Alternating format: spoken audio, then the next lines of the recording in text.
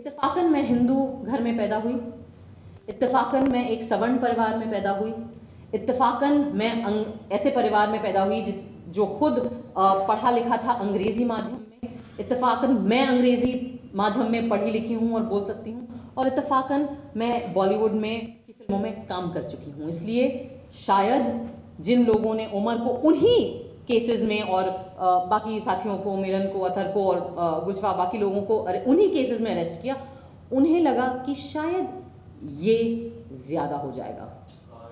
आप एक मुसलमान को आतंकवादी बता सकते हो, लेकिन शायद एक Hindu x naval officer, teacher, professor mother की बेटी को आतंकवादी बताना थोड़ा ज्यादा हो जाएगा, कन्वीनियंट नहीं होगा। 4 साल में गुजरात सरकार ने नई किस्म की बेशर्मी की हदें पार करी और बिल्किस बानो के कन्विक्टेड रेपिस्ट को अच्छे व्यवहार के तहत रिहा भी कर दिया। आज इस मंच के माध्यम से हमारी न्याय व्यवस्था को याद दिलाना चाहती हूँ कि 4 साल कितना लंबा वक्त होता है। सितंबर 2020 में उमर गिरफ्तार हुए थे। तब से कोविड के 3 वेव आकर चले गए हैं, 3-4 अलग वेरिएंट निकल के आ गए हैं इस बीमारी के, उनके इलाज भी लगभग आ गए हैं, पता चल गए हैं। 4 साल में मैं अपने फहाद, जो मेरे अब पति हैं, उनसे मिली। दोस्त थी पहले, जब उमर गिरफ्तार हुए हम दोस्त थे, जब अतर गिरफ्तार हुए हम दोस्त थे, महज दोस्त थे। उन 4 साल में हमारी दोस्ती पक्की हुई, ये लोग तभी भी जेल में थे। हमारी दोस्ती और पक्की हुई, ये तभी भी जेल में पड़े रहे। फिर हमें मोहब्बत हो गई, ये तभी भी जेल में थे, इनको बेल की सुनवाई भी नहीं हुई थी। फिर हम एक दूसरे के परिवार से मिल लिए, तभी भी जेल में थे। परिवार मान भी गए, हिंदू मुसलमान शादी है, परिवार मान भी गए, न्याय व्यवस्था अभी तक नहीं मानी हमारी। हमने शादी कर ली, हमारी बच्ची हो गई, हमारी बच्ची अब 1 साल की हो गई। 4 साल बहुत लंबा वक्त होता है। 4 साल में और भी चीजें हुई, जिस गोदी मीडिया इंडिपेंडेंट ऑल्टरनेटिव मीडिया की बात नहीं कर रही, आप लोग सच्चे दिल से अपना काम करते हैं, हम उसके आभारी हैं। 4 साल में जिस गोदी मीडिया ने उमर के खिलाफ, इन सब लोगों के खिलाफ इतना विट्रियोलिक, इतना जहरीला कैंपेन चलाया था, वो गोदी मीडिया नंगी हो गई इन 4 साल में। उन्होंने उन अलग तरह के विक्टिम ढूंढे जिनके ऊपर मीडिया ट्रायल चलाया जा सकता हो। कई सारे मुसलमान थे, मुसलमानों के साथ तो सबसे आसान बात है उन्हें आतंकवादी घोषित कर दीजिए या गद्दार घोषित कर दीजिए, पर उनके अंदर ये जहर इतना भर गया और ये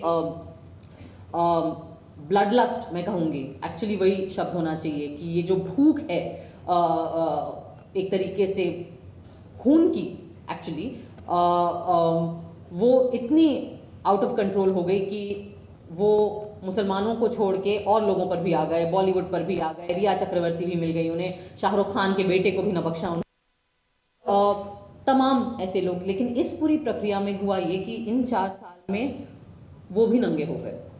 आज की तारीख में आप लोगों के वीडियो और पॉडकास्ट फिर भी लोग देख लेते हैं, लेकिन आम जनता भी अब जब अर्नब गोस्वामी या उसके जितने भी ट्रू कॉपी वर्जन हैं और उसके जितने गरीब वर्जन हैं उनको सुनती है, वो भी जानती है कि ये झूठ फैला रहे हैं। 4 साल में और भी चीज़ें हुई। जिन लोगों को 56 इंच के कपड़े फिट आते थे, उनके कपड़े नॉर्मल साइज़ के हो गए हैं। जो लोग 400 पार करने गए थे वो 240 में ही निपट गए। 4 साल में हमारे न्याय व्यवस्था के जो माननीय न्यायाधीश हैं, उन्होंने भी कई जगह जाके न्याय की परिभाषा पर कई भाषण और एलोक्यूशन कंपटीशन और रिसाइटल दिए, अलग अलग कॉलेजेस में, अलग अलग विश्वविद्यालय में, दुनिया के अलग अलग देशों में भी। 4 साल में इस देश का एक कन्विक्टेड, मैं नहीं कह रही हूँ, हमारी न्याय व्यवस्था ने जिसको कन्विक्ट किया है रेप का, वो इंसान राम रहीम वो भी 4 साल में 10 बार बेल और पैरोल पा गया। 4 साल में गुजरात सरकार ने नई किस्म की बेशर्मी की हदें पार करी और बिल्किस बानो के कन्विक्टेड रेपिस्ट को अच्छे व्यवहार के तहत रिहा भी कर दिया। उस पे ज़्यादा चू भी ना हुई पहले तो, फिर जब आउटरीच बना सोशल मीडिया पे, इंडिपेंडेंट मीडिया में जो एक्टिविस्ट लोग हैं उनके तहत, 4 साल में चलो गिर के सुप्रीम कोर्ट ने उस कन्विक्शन को, उस रिहाई को भी ओवरटर्न करने का टाइम आ गया। लेकिन 4 साल में हमारी न्याय व्यवस्था को इतना वक्त नहीं मिला कि जिन लोगों को,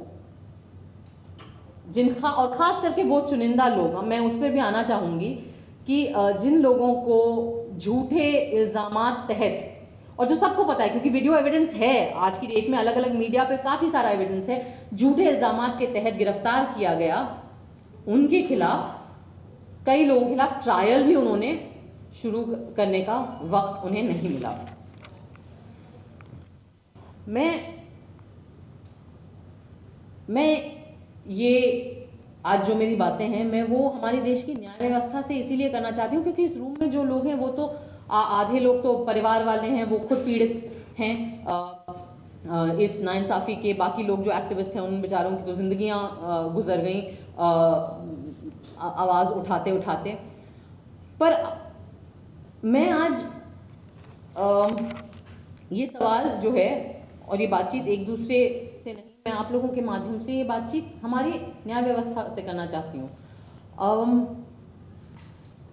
हमारे देश में इक्वालिटी बिफोर द लॉ ऐसा माना गया है कि हमारा संविधान हमें ये हक देता है कि इस देश में जो न्याय व्यवस्था है, जो लॉ है, उसके सामने सब लोग बराबर हैं।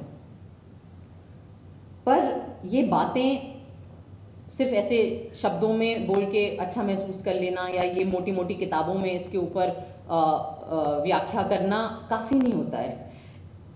इक्वालिटी बिफोर द लॉ का कोई मतलब नहीं है अगर equal treatment before the law नहीं होगा।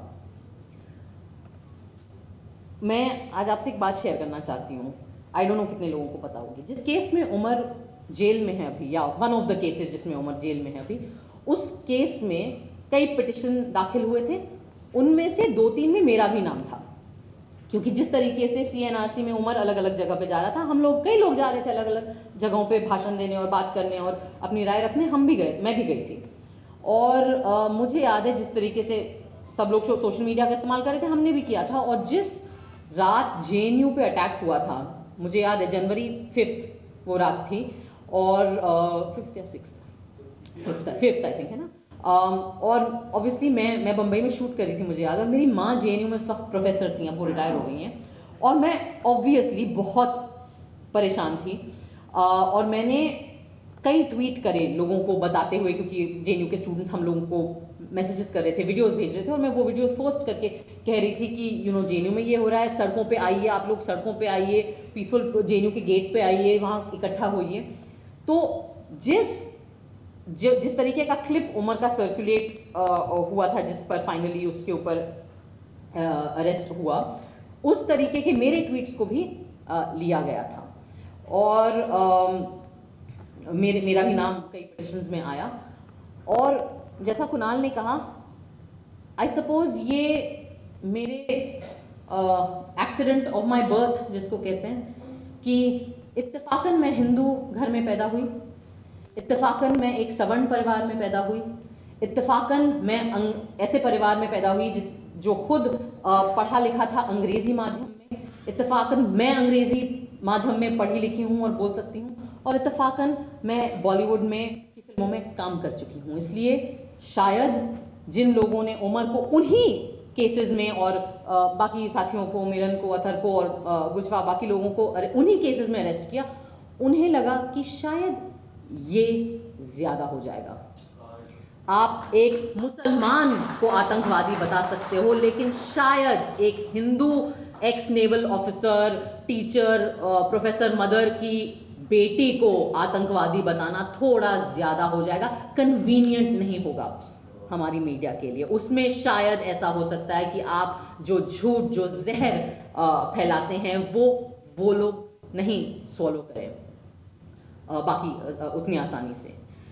तो मुझे अक्सर लोग बोलते हैं कि क्यों तुम इतना चपड़ चपड़ बोलती हो, तुम चुप क्यों नहीं रह सकती हो, तुम्हें अपनी फिल्मों में काम करने में तुम क्यों संतुष्ट नहीं हो, तुम्हें क्या ज़रूरत है कि हर मुद्दे पे, हर ऐसे सामाजिक मुद्दे पे, पॉलिटिकल मुद्दे पे, न्याय के मुद्दे पे तुम अपना मुंह उठा के बात करती हो। और मेरा जवाब हमेशा यही होता है क्योंकि मैं इसलिए आज आज़ाद घूम रही हूँ, यहाँ पे स्वतंत्र हूँ, अपनी ज़िंदगी जी रही हूँ, अपनी बच्ची की बर्थडे पार्टी मना रही हूँ, बढ़िया शादी करी, मैंने ढोल बजवाए, क्योंकि इत्तेफाकन मुझे एक प्रिविलेज मिल गया मेरी आइडेंटिटी का।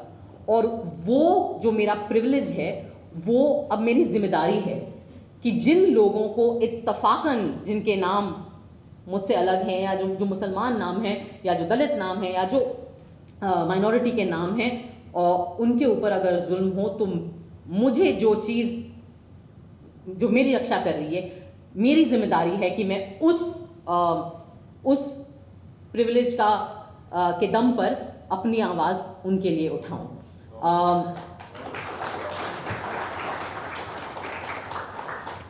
मैं एक और सवाल पूछना चाहती हूँ, और हो सकता है अब तो खैर आईपीसी बदल गया है, पता नहीं कौन सी एक नई भारत कुछ क्या बीएनएस कुछ न्याय क्या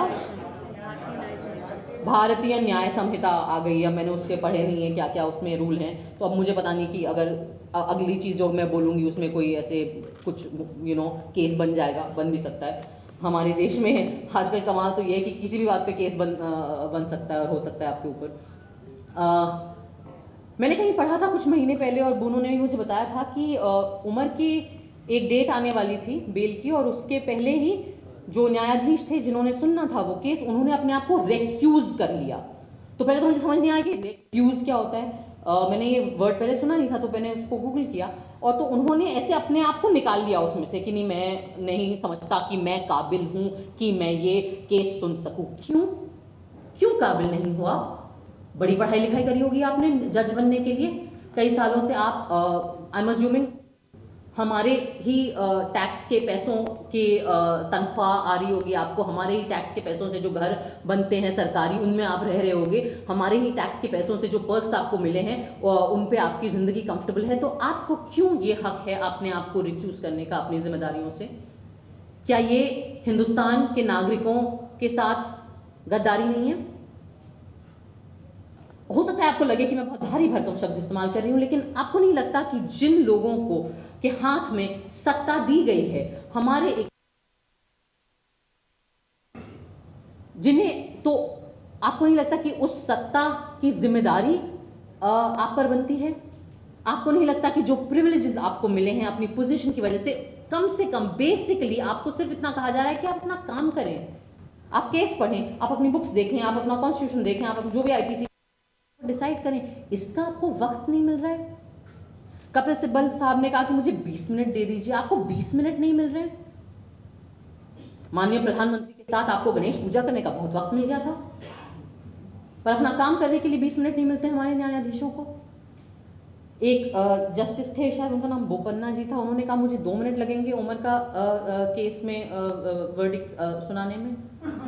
बड़ी अच्छी बात है, बड़ा आपने सीना ठोक के दावा कर दिया, तो 2 मिनट नहीं मिले आपको। मैं इसलिए ये सवाल पूछना चाहती हूँ कि अक्सर हम बड़ी आसानी से नेताओं को गालियाँ देते हैं, बड़ी आसानी से पुलिस को गाली दे देते हैं, हम बड़ी आसानी से एक दूसरे को गाली देते हैं, लेकिन न्याय व्यवस्था से कोई भी सवाल उठाने में बहुत डर लगता है, क्योंकि कंटेम्प्ट ऑफ कोर्ट हो जाएगा। यहाँ जितने लोग बैठे हैं, हम श्योर उन सब पे लग चुका है। कुणाल के ऊपर तो ऑलमोस्ट ये गए थे अंदर, ऑलमोस्ट, फिर बच गए थैंक्स टू इत्तेफाकन accident of birth, surname Kamra है इनका। मेरे ऊपर भी लगा था 2 बार कंटेम्प्ट ऑफ कोर्ट, लेकिन वो इतना बेवकूफ़ी भरा एलिगेशन था कि उन्होंने लिया ही नहीं। तो आज मैं पता नहीं, शायद नई आईपीसी में कंटेम्प्ट ऑफ कोर्ट हो ही ना, मैंने देखा नहीं। अपने इग्नोरेंस का मैं फ़ायदा उठा के आज ये सवाल पूछना चाहती हूँ अपने न्याय व्यवस्था से कि क्यों, क्या डर है आपको आपको किस चीज़ का डर है? आम नागरिक को तो जेल का डर होता है, पिटाई का डर होता है, मुसलमान तो कहीं पे भी पिट जाते हैं बेचारे इस देश में, दलित कहीं पे भी पिट जाते हैं इस देश में। हम लोगों को भी डर लग सकता है कि काम नहीं मिलेगा, कॉमेडी के शोज़ नहीं मिलेंगे, फिल्में बंद हो जाएंगी, जिनके बच्चे हैं छोटे छोटे उनको अलग अलग किस्म के डर लगते हैं। आपको क्या डर लगता है? आपके पास तो पूरा तंत्र है, आपके पास तो सारी सरकारी तंत्र है। जब तक आप इन बड़े बड़े सुप्रीम कोर्ट, हाई कोर्ट तक पहुंच जाते हो, आपको 60 साल 50 साल के ऊपर होते होंगे, आपके तो बच्चे भी बड़े हो गए होंगे, अच्छी महंगी महंगी कॉलेजेस में आप उन्हें पढ़ाते हैं, बाहर भेजते हैं यूनिवर्सिटीज़ में, वो भी सेटल हो जाते हैं, उनकी शादियाँ हो जाती हैं, उनके भी बच्चे होते हैं। तो इस बुढ़ापे में क्या डर है अब आपको? अब क्या लालच है आपके अंदर? क्या चाहिए आपको? हाँ, क्या ज़रूरत है? गवर्नर पोस्ट चाहिए, राज्यसभा जाना है, इतनी आपके अंदर लालच है कि आप महज आपका काम आपसे करने को हम मांग रहे हैं, वो आपसे नहीं हो रहा है। इस देश का हर नागरिक कुछ चंद माननीय न्यायाधीशों के ईमान पर हमारी जिंदगियां टिकी हुई हैं आज के वक्त में, क्योंकि हर दूसरा इंस्टीट्यूशन अपना काम नहीं कर रहा है। हरतोष सर ने बात करी दूसरी सरकारों की, उन्होंने अपना काम नहीं किया। कुणाल ने बात करी मीडिया, गोदी मीडिया की, मेन स्ट्रीम मीडिया की, वो अपना काम नहीं कर रही। पुलिस तो हमारी खैर वाह है, वो अपना काम नहीं करती। तो फिर हम क्या करें? हम कुल मिला के हमारे पास बच जाता है अपना संविधान, और हमारे संविधान के जो कथित रक्षक हैं उनकी तरफ हम देख सकते हैं। तो इसलिए मैं आपसे पूछ रही हूँ आज ये सवाल इस देश के हर नागरिक के तरफ से कि आपको क्या डर है, आपको क्या लालच है? आप ऐसा कैसे होता है कि आप लोग अपना बेसिक काम नहीं कर पाते हैं? इतना वक्त आपको लग जाता है, और वो भी जब हर अति पार हो जाती है, तब आपके अंदर जब स्टेट्स के चीफ मिनिस्टर अरेस्ट होने लगते हैं, जब इतना सर से पानी इतनी ऑब्वियस चीजें हो जाती हैं, उसके बाद इलेक्शन आ जाता है, फिर 400 पार नहीं होते, आप हार ही जाते हैं, आपको बैसाखी की सरकार चलानी पड़ रही है, तब हमारे माननीय न्यायाधीशों को वक्त मिलता है कि वो बेल की सुनवाई लोगों की करना शुरू कर दें। इसलिए इस मंच से मेरी अपील है, बहुत ज्यादा हम नहीं मांग रहे, अपना काम करिए। धन्यवाद।